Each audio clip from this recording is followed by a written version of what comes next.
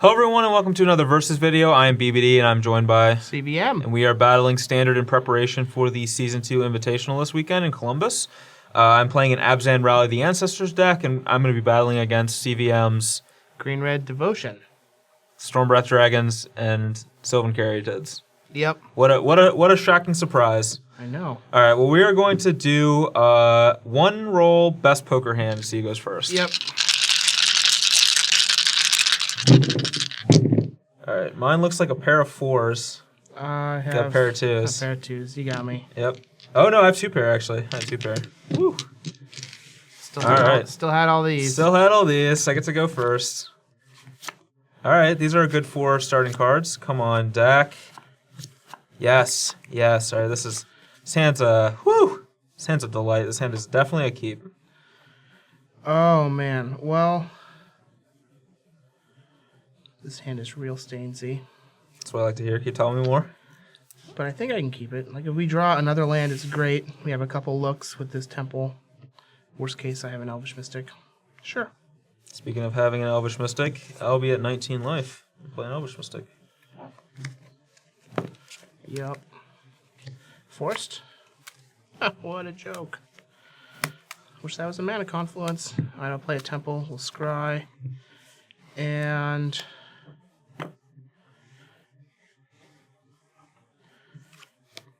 I think I want to draw one more land, so I'm going to top that one. Okay. Go ahead. Alright, draw. That's an okay draw, I guess, you know, just casuals. There's a Sylvan. You're up. You're ramping harder than me. That's not fair. Sounds like perfectly fair to me. Alright, we'll play Caryatid and pass. Alright, so now let's see what we draw. Okay. Part of me kind of wants to just play this. Just play Rhino on 3. Part of me just wants to play this one and just mess them up a bit. But I think that doing anything other than casting Rhino has to be incorrect. So let's go ahead and cast a... let's just do it this way. Cast a Rhino. So 22 to 17 in your turn. Yep. Alright, what do we got here? Actually, I played the wrong land last turn. Okay. Now that I think about this. Because, like, I have this, so there's no reason to play the forest. Oh, right, that makes sense. Alright, so we'll draw. And so I can play the Courser here, or I can just play out both of these. And just, like, ramp real hard. I don't think that playing the Courser is going to gain a bunch of value. It might, though.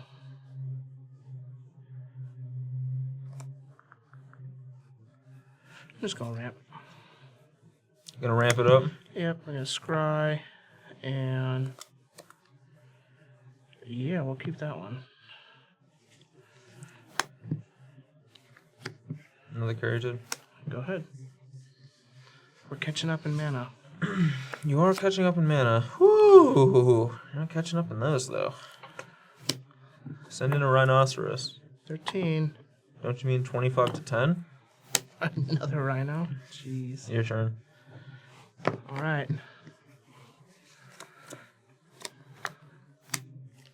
Woo! Is that even good?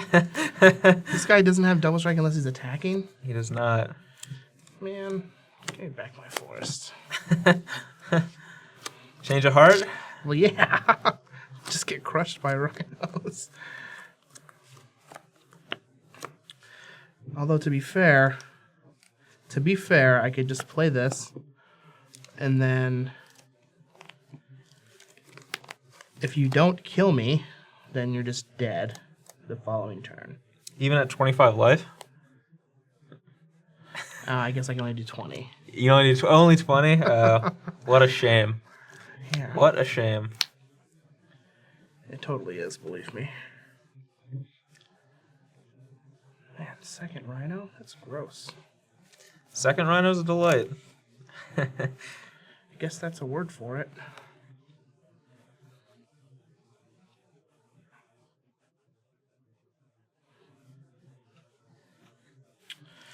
I guess I could just play these two.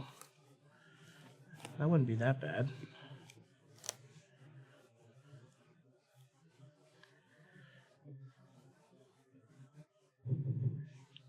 Yeah, actually, let's just do that. Storm Breath. No voyaging. Go ahead. All right. This did not go how I wanted. I Draw. got outramped by the rhinos. This card is actually just terrible. Alright, I think that I can kill you this turn. So Really? let's cast a Merciless Executioner.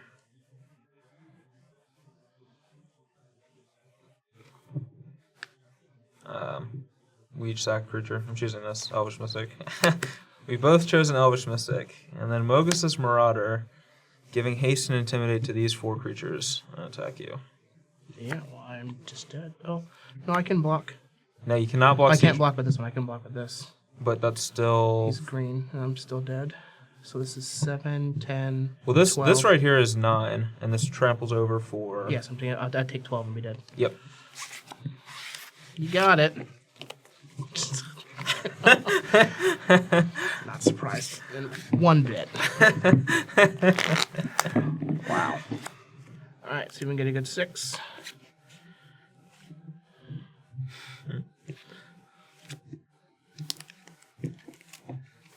One of the other cards is a forest, though, isn't it? Nope. Alright. Go. Powerful. I'm going to fetch a forest and cast an Elvish Mystic. Yeah, you got it, man. Oh, I definitely got it. I got it. You're up. I hope that draw set was a mountain. Oh no, I already had 3. I hope it was the 4th. Ooh. Might as well have been. It's another unplayable magic card.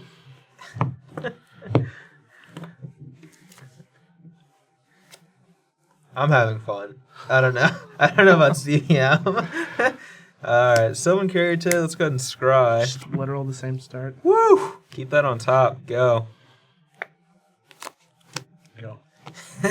Man, my mono red opponent, I didn't even have a Hordling Outburst? Nope. What a surprise. Alright, so we got some plays this turn. I'm going to fetch first, actually, though. That way I don't get commune over my basics, leaving me unable to cast anything. Let's get that plains out of there.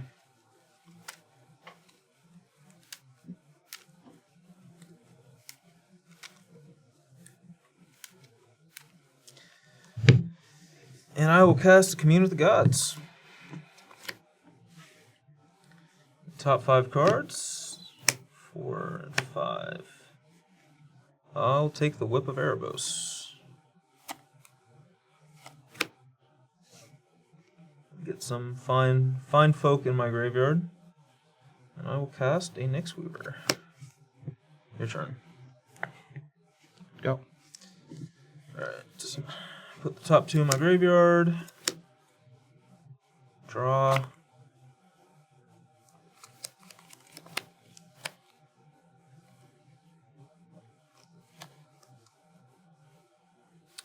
I'll attack you for 3. 17. I'll just play Sylvan Caryatid and Elvish Mystic. Alright. And I'll say go. Go. Alright. Let's put the top 2 in. Draw a card. I have 7 mana. So let's see. Would be 1, 2, 3, 4, 5, 6, 7. 8. Yeah, 7, 8. 14. 8, it'd be 14. Yeah, put you down to 1. I think that's fine. Alright, I'll rally. Well, I guess I'll attack first with this. Okay. Alright, so you're at 15. And I'll actually just say go, since I can just do this at instant speed. Alright.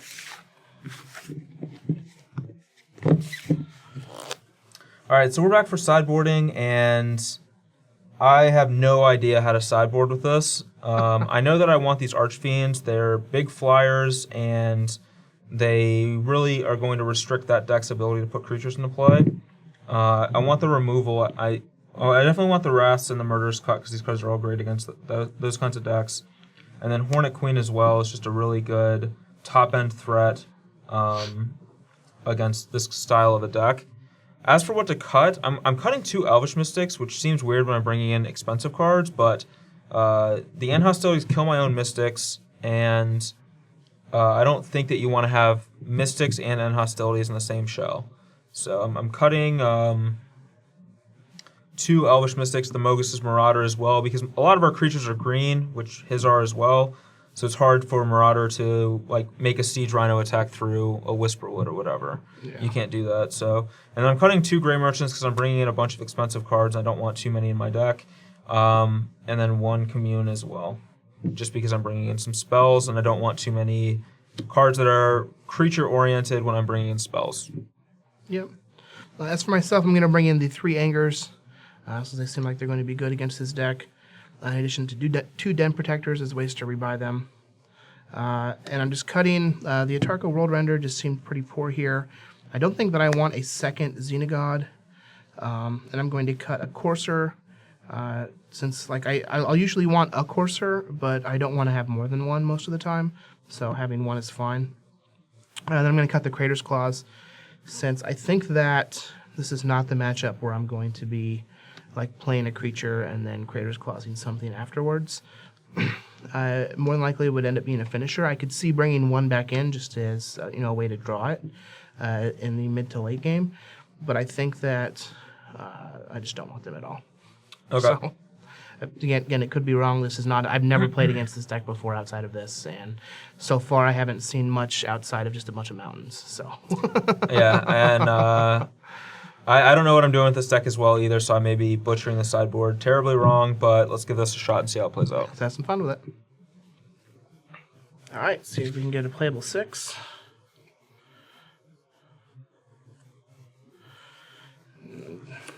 Not exactly what I would expect. I'll keep. Go ahead. I'll play a Sandstep Citadel and say go. All right, we'll get a Forest.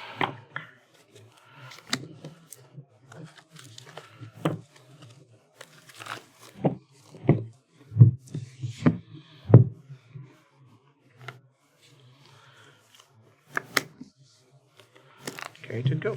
Alright, draw.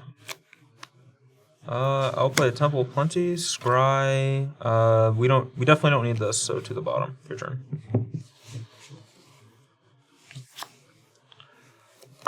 All right.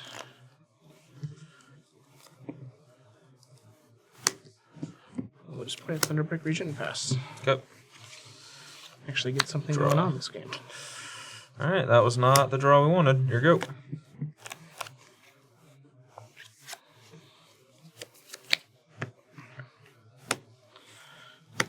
We'll start out with a Courser. Sure.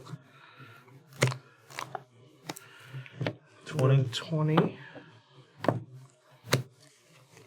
And battle for 4. 16. You sure you don't want to battle for Zendikar? Go ahead. I do. I really want to battle for Zendikar. And in turn, I'll fetch. I just want to get lands out of my deck here. I don't have any Coursers or anything, so there's no drawback to doing this. The only drawback is I did Scry to the bottom, but it's only 1 card in my deck, so it's not an enormous drawback. And draw. Okay. Guess that's a thing. Alright, I'll just play a Siege Rhino. So, 18 to 17. Yep. Here you go. Alright, I'll draw a card.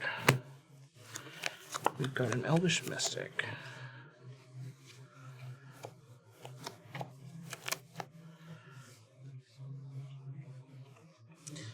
You can spend 3 mana to generate 2 green, 2 red, or 3 green.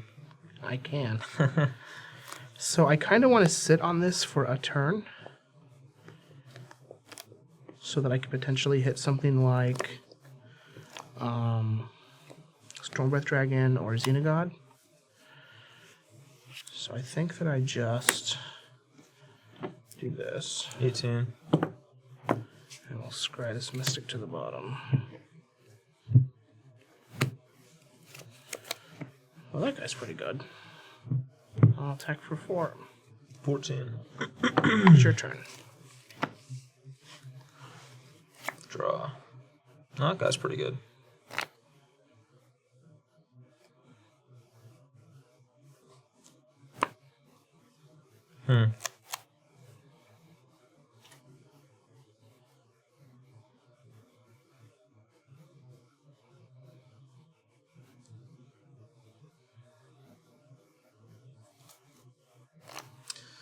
This is an interesting one, because I'm not sure exactly how to play this game out.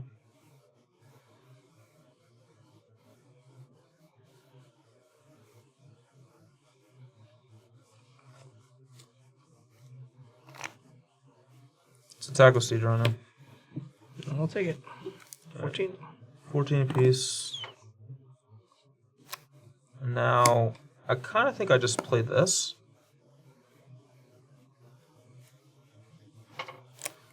I think I will actually just do that.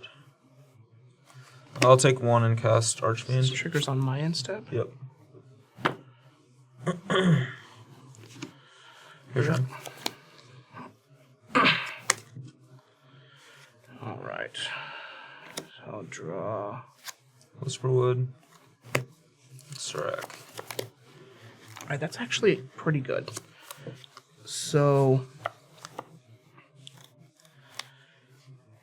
here I can just play this.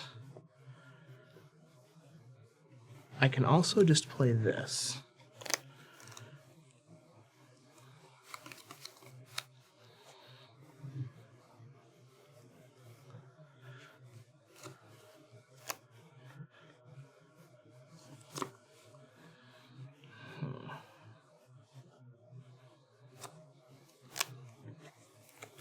Alright, we'll gain a life. Okay, 15.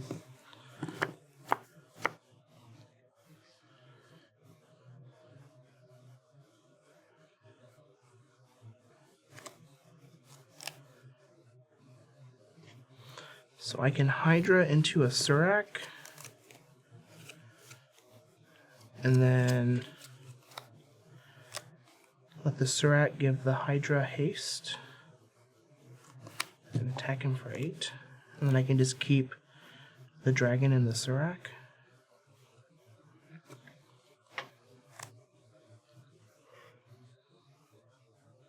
I could also just play the Whisperwood.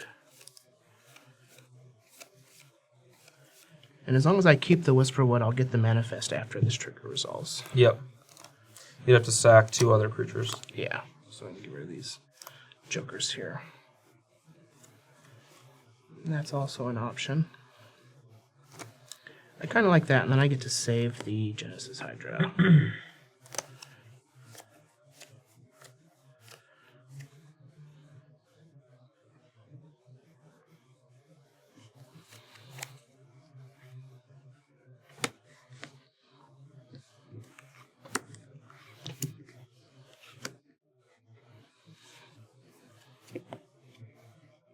Okay.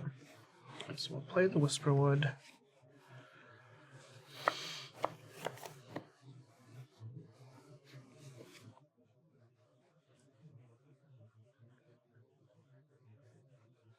I will go to combat. Okay. I might as well attack with this Courser. Sure. I'll just block the Courser. Yep. So you took 4. I'm at 9. You're at 15. Is that right? Yep. Alright, so beginning of your end step, trigger this. Yeah, so these will both trigger at the same time, but since I'm active player, mine goes on the stack first. Mine will resolve Which first. means his resolve first. So we'll sacrifice this, and then I'll manifest. Yep. Yeah. And we don't get to see that. Nope. And then it'll be your turn. Alright. Grab a manifest token here. Draw.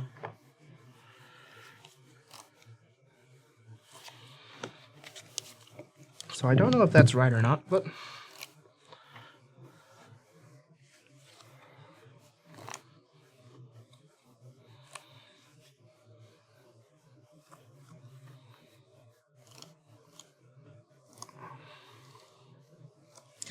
Well, I'm going to attack you with both. I don't know if this is right either.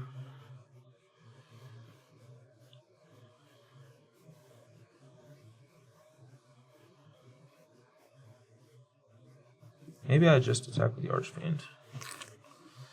Let's see, so that's a Surak. Each you can flip that up. Yeah, that's a Surak there. So 12, 5.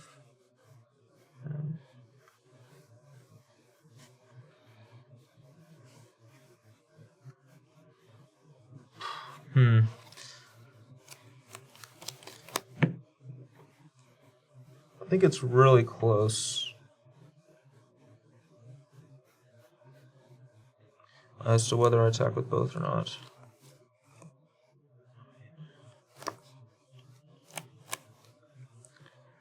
Alright, so this is 9 damage with Pete 6. Actually, yeah, I will attack with both. I'll attack with both. Yep. Okay.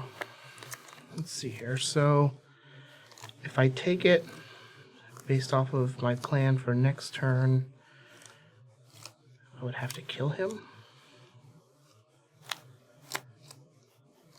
So he would have to have...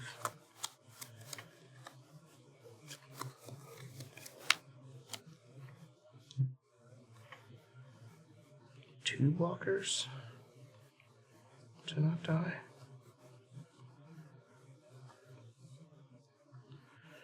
He has a full hand. He knows that this is a Surak, so I don't think that he would attack unless he has two blockers. So I think that I'm going to block with my Elemental and my Surak on the Rhino. Okay.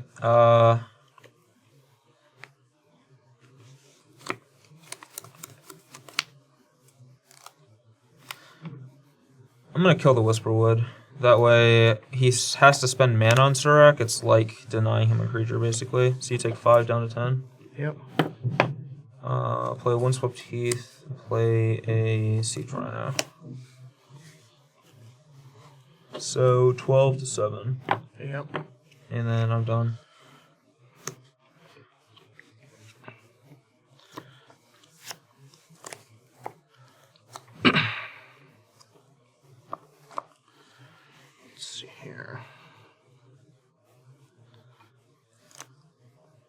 If he didn't block, I would have cast this card. And I would have... if he didn't block, I would have cast this card, which probably ensures that we don't die. Is it in hostilities? I mean, I would have been much happier than in hostilities than this situation. I think the Rhino by itself ensures that you don't die. I like how he drew this part of our deck, and he didn't draw any part of his. In fact, he's cast 3 spells this game.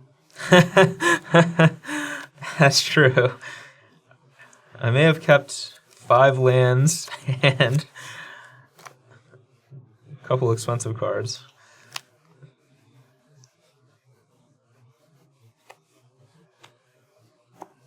Alright, well, let's...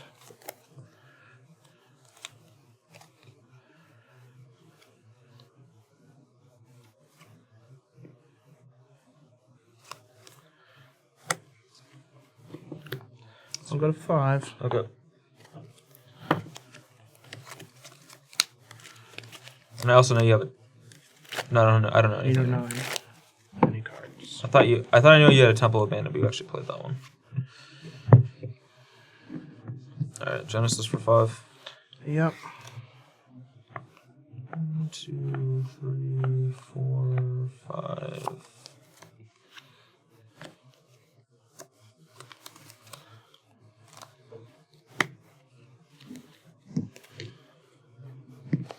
So it's important to know that Xenaghost actually comes in before Genesis Hydra does. A lot of people, when they play Genesis Hydra, actually don't know exactly how it works, but the Genesis Hydra is actually the last thing to resolve. So if I had a Hero's Downfall right here and 3 mana, I can actually kill the Xenaghost before he even gets to use any of the abilities. Because the Hydra would still be on the stack. Hydra would still be on the stack. It's an important little trick that people aren't generally aware of.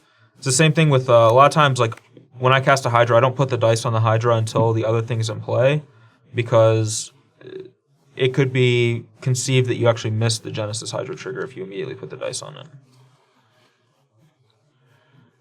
Alright, how do we go about doing this?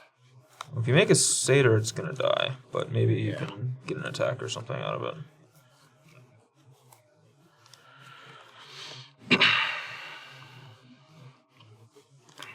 I think it's going to die anyways. That's the problem.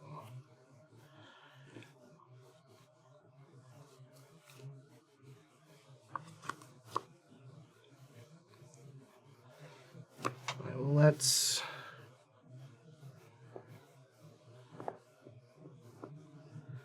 This card is just worthless right now.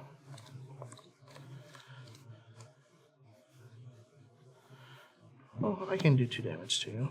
So I'll make a Satyr. Okay. And then I'll send the Satyr and the Serac at you. Okay, I'll block the Serac. Yeah. Alright, well. It's gonna die. You'll take 2 damage. There's a Satyr somewhere. And the Satyr's gonna die. The Satyr's going to die to the Archfiend trigger. Yep. So I go down to 10. And you're passing the turn. I have a Grey Merchant Yeah, for that 5. Sure. Yeah. This was the other card I could have played. Yep. And that would have... so if you don't block and I play Grey Merchant, you would have gone to 1 and would have turned off your fetch land. Yeah. Yeah. Alright, well I made some sideboarding changes. I cut the Angers for Stoke the Flames, since we just actually can't beat an Archfiend at Depravity. And I cut the Den Protectors for Crater's Claws for the same reason. Plus the Claws can hit a Siege Rhino, which I think is the axis that I'm going to end up losing on in this matchup anyways if I lose. So The Rhinoceros. yep. And yet again. This hand is slow, but I'm going to keep it. Slow to say the least. But we got our mana good and we're on the draw, so well. Being slow on the draw is probably not where we want to be, but we got our mana good. No, but I mean I've literally mulliganed every single game that we've played and have done nothing. So you could keep a 7-line hand and you'd probably be fine. I mean, that's basically what I kept in the first game, or in the most recent game. All right. Yet again, I've never had Elvish Mystic in my opening hand so many times and not be able to cast it than playing this deck. I hope the guy that played this deck and designed it watches this, and he's probably just laughing the entire time, because he played turn 1 Elvish Mystic probably every round in the open. Top, go. Draw. Sand step, go. Go. Fetch for a forest and do the same thing. I'm at 19, you're up. Yep.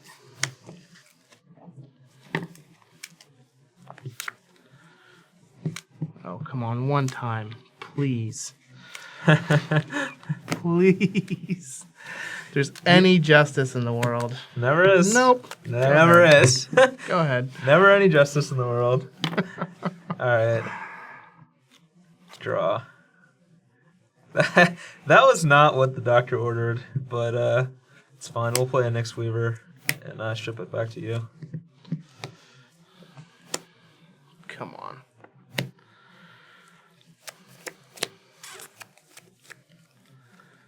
I'll block. I will block. I'll block. All right.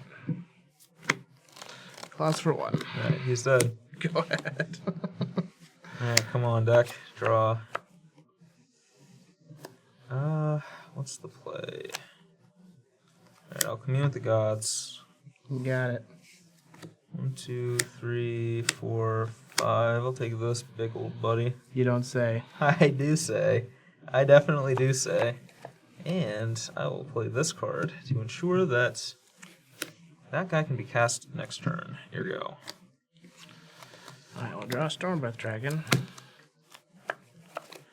Huh. Well, you do have a number of mana this Can turn. we do anything? So I can get 4. Play it. 2, 6, 7.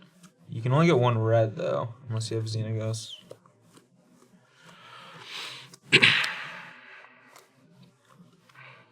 I think that I would rather just put this Pelucranos in play.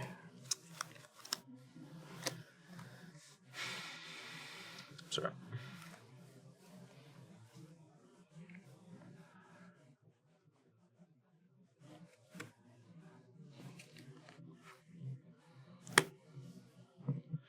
Yeah, we'll get 4. Okay. Block, take How 1. about you for 1? 18. And I think that I'm fine leaving that Nykthos on top. I don't want to use it yet. So you're done? Yeah, go ahead. Draw. Huh. Well, I think I'll just play this. And hope it's good enough. Go.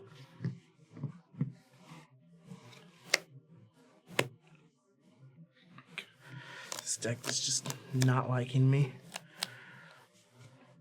Alright, well.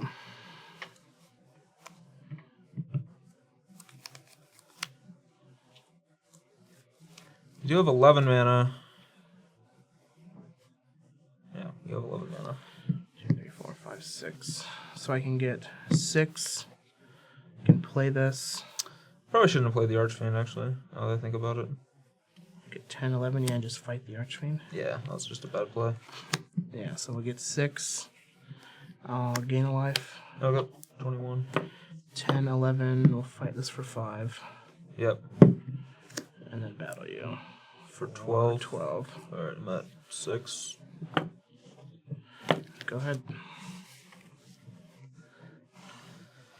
Oh, yeah, that was definitely the wrong play. Alright, we'll start with Seder Wayfinder. You got it. Tilt. You only reveal 4. Oh, you're right. Crap. For some reason I was thinking it was command. Yeah, I'm pretty sure if I ever played that deck in a tournament, I would do that a lot. Man, bricking there was like the worst possible thing you could have had happen. I know, not drawing lands really sucks. Yeah. You drew a land, and it killed my Archfiend. That's true. Well, to be fair, I had many ways to kill your Archfiend. Oh, I'm probably just stone dead, because that's the only thing I can do. Here we go.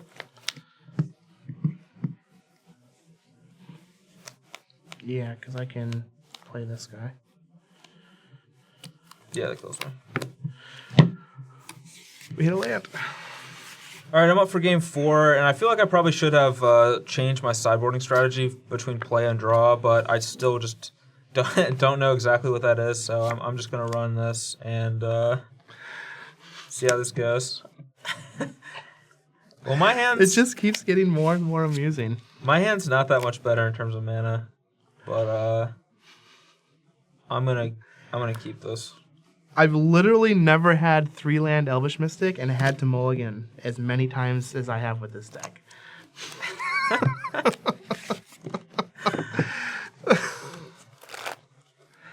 I've never had an uglier 3-land Seder Wayfinder hand. If it's in This is Constellation. what I get for years of Elvish Mysticing all my opponents. Yeah, this is just payback. I think that this is the first level of Dante's Inferno for me. Just a deck full of Elvish Mystics and basic mountains. And nick this. Yeah, and Nykthos. You have to just look at every opening hand being like Mystic, Caryatid Courser, Whisperwood, Mountain, Nykthos. Like,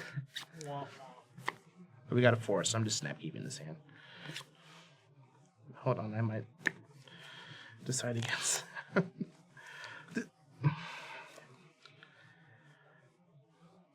These decks are supposed to be designed to not have this many do-nothing hands.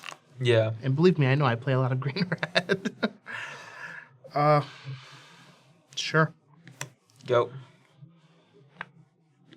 Go. I'm gonna fetch end of turn so I don't draw the basic planes in this deck.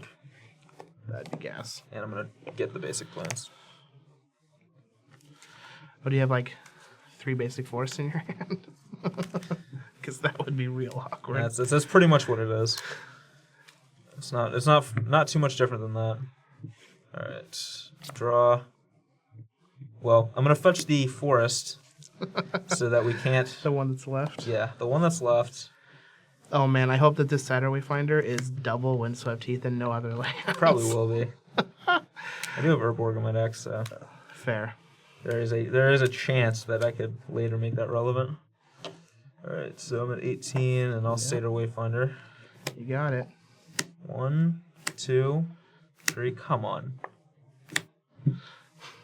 Why? Go. Oh, don't worry. You're not gonna get punished. Go ahead. I needed that to hit so bad. Dacky for 1. Hit 19. Go. I mean, I can't beat Cider Wayfinder right now, so Good. your turn. Good. Draw. Did you draw Windswept Heath? Yes, I did. This is unbelievable. Oh, we couldn't script this any better. This is unscripted. Go. Oh man. Forest. Can you beat a Surak? No, I can't. ahead. Come on. Draw. Oh. Go. Don't have another play. At least that doesn't give haste. Oh, that was nice. All right, you're at 19. My kingdom for an Urborg off the top of my deck. I would do unspeakable horrors for an Urborg off the top. Thank you. I'll take it. I'm at 13. Go. I've never bricked on something so much. I was gonna say we did have one video where you literally cast 4 Wayfinders and all 4 of them bricked. That is true. I'll gain a life. I don't have a very good history with Cider Wayfinder.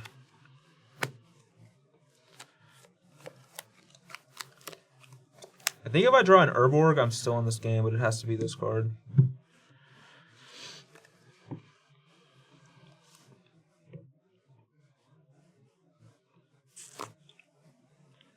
All right, what's the best way to go about doing all this stuff?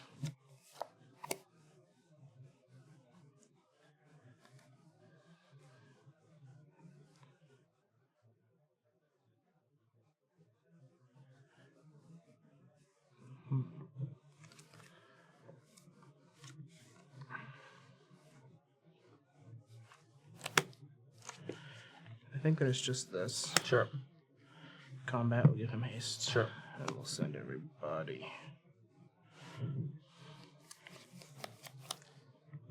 12 into 1. And if I draw Urborg. Yeah, I have to block Lucanus. Okay. I'll take 7 down to 6. Go.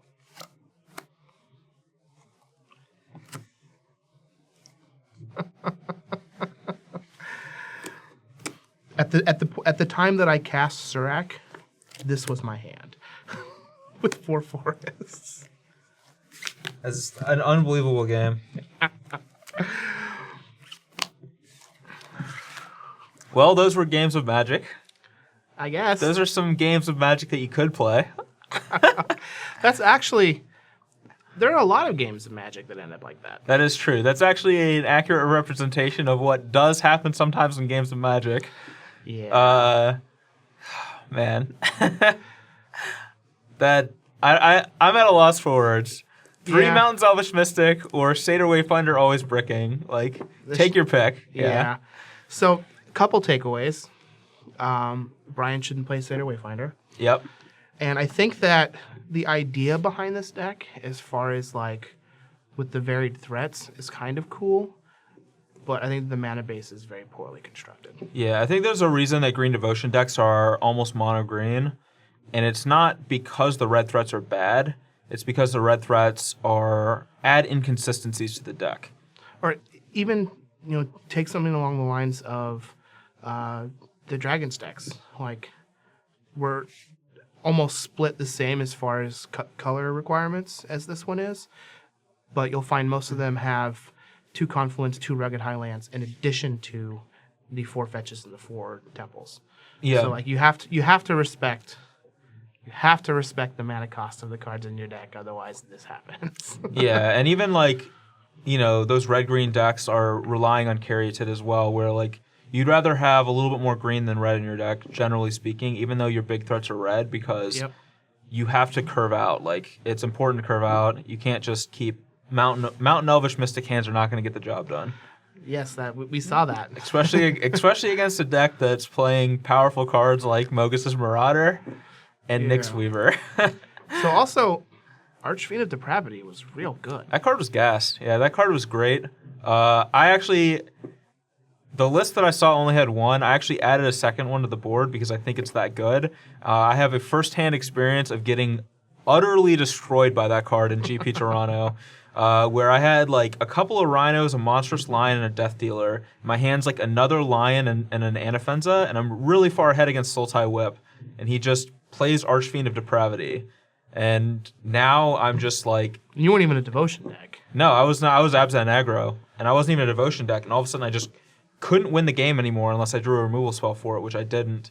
And then like I had to sacrifice like a Rhino and a Death Dealer, and I couldn't play these other 2 creatures in my hand. That's pretty good value. Yeah. So that card is like actually surprisingly pretty good. Yeah, it hasn't seen a lot of play. No. And I think that...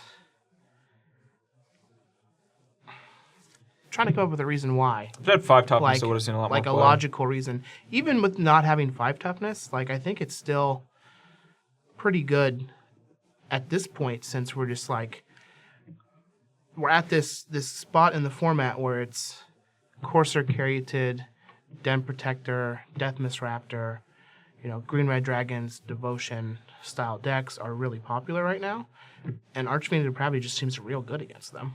I think the reason it hasn't seen much play is, at least before, is because there were a lot of aggressive decks in the format. Yeah. They're just not, those decks just don't exist that much anymore.